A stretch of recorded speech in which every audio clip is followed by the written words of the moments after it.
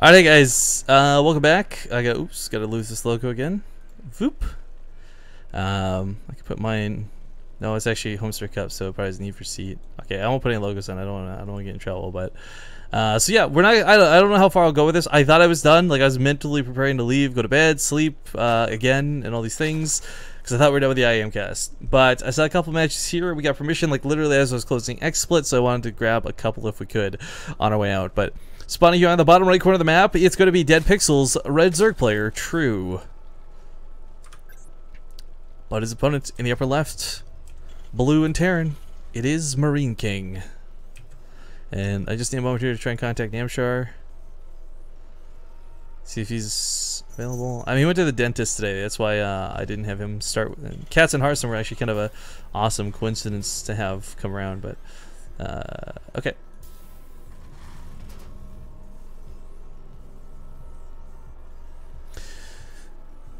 So MarineKing, we've seen a lot of lately. True as well. Definitely both regular contestants in the Alima League. Game paused. True taking a small pause. Hopefully everything's okay. Odnoklassniki.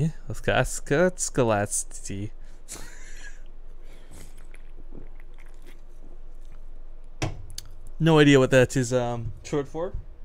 Oh, cat! No, don't play with the chords.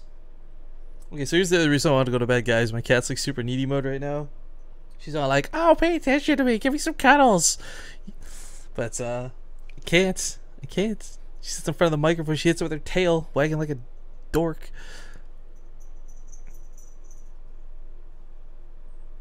All right. Hoping petting her now will sate her need for attention. But well, True's got this pause and trying to get it fixed. It is a fresh series. Hey, what are you doing? Stop that. There's nothing there for you. Don't growl at me.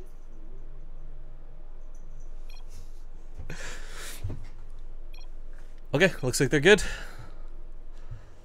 See, Zombie Grub's cat's all nice. Her cat Apollo like sits on her nicely. He just kind of purrs and doesn't bother. The cat's so needy, guys. Anyways, True and MarineKing are two players we've seen a lot of in the Alima League. If True knows what's up, you know, there's a history of joking about the way MarineKing plays. And it's kind of shown to be the case a lot of the time where, you know, he doesn't put that bunker down, or it's really awkward defensive timings, or what have you. And True may be able to take advantage of this. There was a series of Impact actually versus MarineKing, which I believe are two players in the Alima League monthly finals coming up soon. But Impact just had MarineKing's number. He went for earlier pools. He shut him down every single time because there wasn't that second depot at the top of the ramp, and there wasn't a bunker at the front of his base, and it was all sorts of messy. Oh, NMrUUG's back. Hey, join me for Home Story Cup. After that game? Question mark? Let's get some NMrUUG on the cast maybe for after this. I won't have to solo it the whole way through. But Reaper popping on down here to the low ground. Gonna try and get a nice scout through the back end.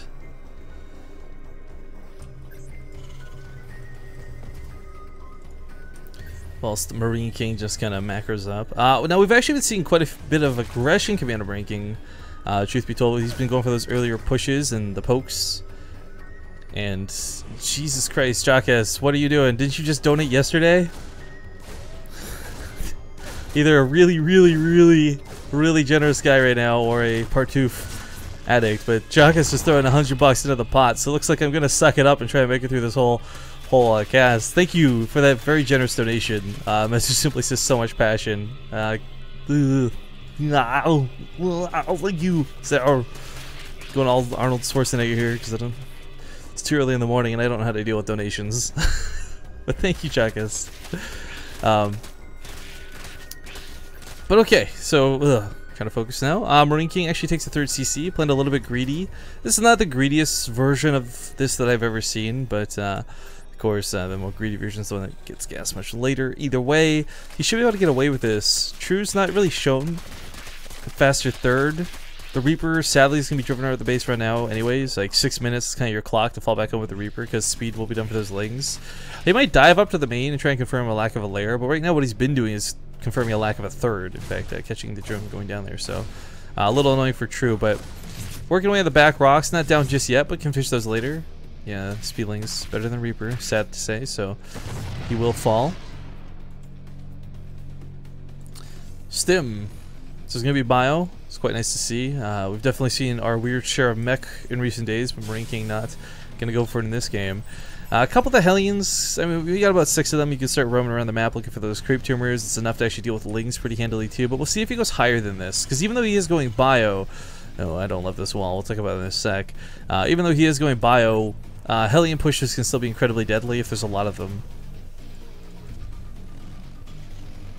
Nope, actually gonna stop at 6. I do like the priority on the wall, but here's the problem with it.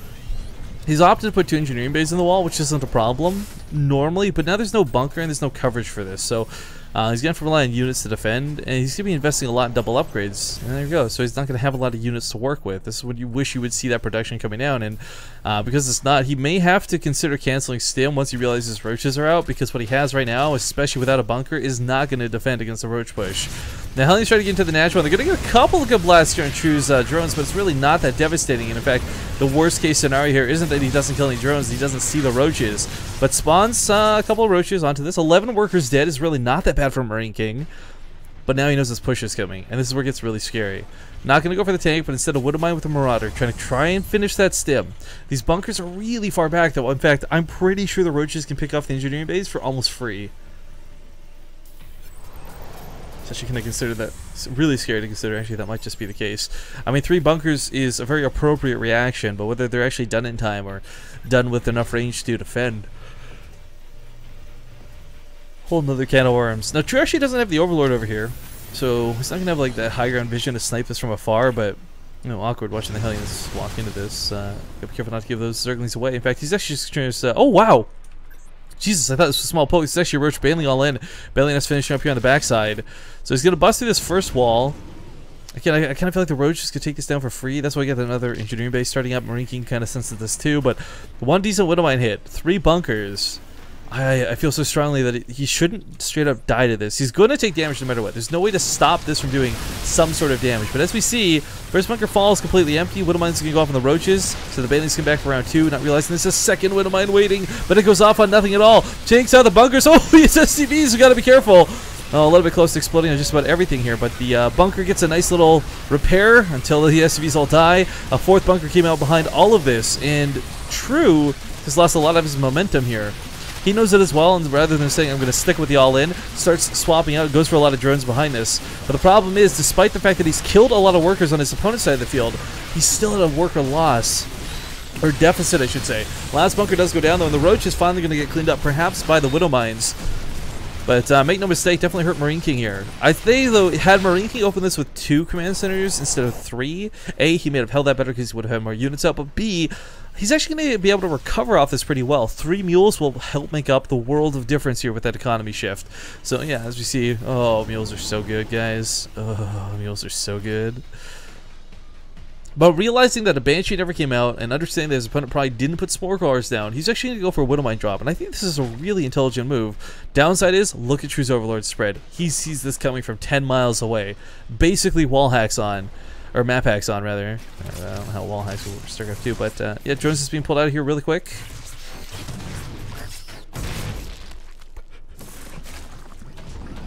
Might have lost the Queen, but made out the hits at least. Because of this, True now has a pretty significant worker lead. Behind this, MarineKing is going to get that armory finished so he can fix up his upgrades, continue here. Did lose the armor for that fight, but of course, it's really the weapons that tend to matter the most in this matchup. Banelings are still going to 2-shot you, 3-shot you, no matter what. Combi shields are the only real factor for these poor Marines, but back it up for True. It's not like he's super behind on upgrades. Of course, his upgrades are later, but this isn't going to be a situation where it's 0-0 versus 2-2 from the all-in, as we so often end up seeing. But indeed, he'll probably be about 1-1 with 2-1 for his opponent. So upgrades won't be that bad. Obviously, could be worse, but not that bad. Lair starts up as well, and while all this is going on, we've got MarineKing trying to head out for a drop. This is going to be a small mistake because he'll have to defend this 3rd, of course. You can always lift the command center, so True's not going to over-dedicate to this.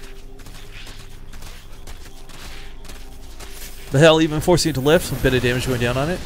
Gotta be careful, of course, there were those Widowmines to fall back to, so MarineKing's in a pretty decent defensive spot, I must say. Yeah, Widowmine check goes off. He'll clean up the bio for this, though. This is a pretty good trade for what was just mostly lings. Now it goes back to denying this third for quite a bit of time. You know, jokes have to be made about the bunkers here. MarineKing did put 4 down earlier, but there's not 1 here at the third, so a little bit annoying to try and hold this. But the drop is clearing up a couple of the overlords. In fact, True, whoa, has lost a lot of overlords. This is the downside to having that spread. You get sort of that crazy map vision, but with 5 overlords to be dead, he is massively supply blocked. He's forced to make 11 overlords right now. Keeping in mind, guys, those 1,100 minerals were meant to be going towards lings, towards mutas, to banelings, to really literally anything other than overlords. So, has to invest quite heavily to make up that loss. There's another one that you could have got. Chose that too. So it's up for a baneling run by here in the top right. This will actually work out pretty well if he goes now, because there's nothing really here. Oh, actually, I guess it wouldn't work because there's no SCVs to kill, but there's no wall to bust through either, so smaller investment, smaller reward. Gonna wait for that baneling speed though, I imagine. I do like the base True took as his 4th. I think this will play out pretty well as far as trying to defend against multiple drops in multiple locations, but MarineKing is coming down the map with quite a sizable force. His supply is almost double that of True's, and there's Widow Mines to boot. Now, it's worth noting, of course, without Mutalisks in play, there's going to be a lot of pickup control here where he just picks up instead of dying. You see the Baneling swarm in, just pick up and move. But nice focus fire on the Banelings, takes a couple of hits instead of spreading, perhaps spread. Either way, Widow Mines are going to try and burrow. He's going to try and deal with these Banelings. Oh, he's going to get some hits. He's got to get some better hits. A small amount of bio lives, but again, there's no threat of the mutas. It's just Marines, it's just Banelings, or Zerglings rather. The medevacs aren't healing anything but 2 Marauders, so oops. Meanwhile, on the other side of the field, I thought those lings were going to get just simply cleaned out by the reinforcements, but it looks like they did break through a little bit.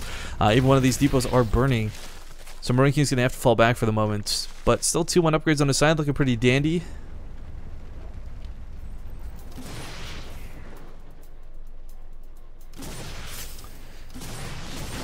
Looking for those shots, Right side of the map, though, still mining. Hasn't really taken any drone damage. Sitting on 69 workers. Pretty comfortably here. He's going to change that number up now. Ooh. Burrow coming out is kind of cool to see. Possible landmines going to be scattered around the map. We've definitely seen in recent days some really sick landmines go down. Armani had some really sick hits versus Fantasy, and of course TLO recently had some really good ones. We posted a highlight clip up on YouTube.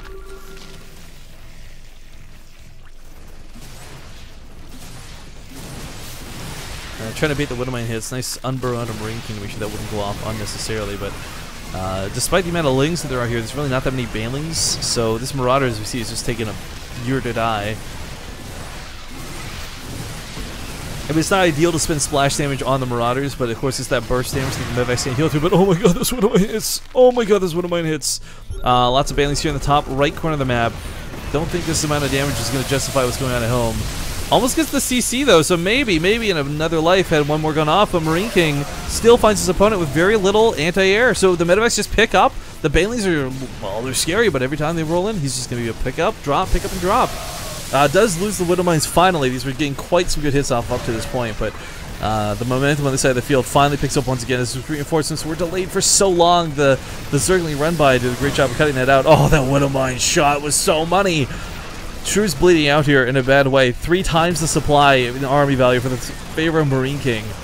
I mean, 71 workers are cool and all, but it doesn't matter if you don't have any armor to protect them. So, a couple of Queens coming forward, a couple more Zerglings. He's trying to make 12 more Banelings, but I think MarineKing's just got a little too much at this point. A little too much in the bag.